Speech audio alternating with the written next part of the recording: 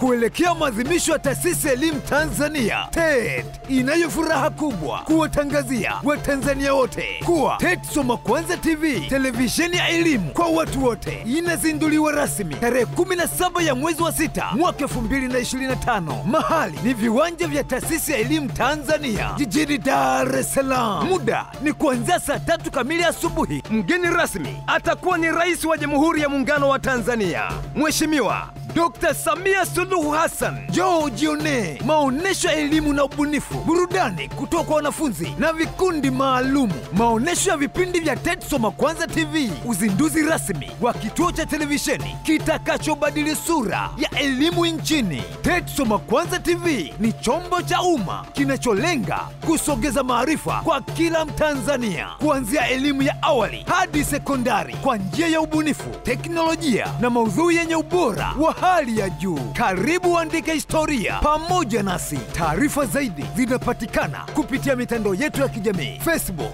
Instagram pamoja na mtandao wa X kwa kiunganishi cha Soma Kwanza TZ. TET Soma Kwanza TV, soma kwanza, taifa linakutegemea.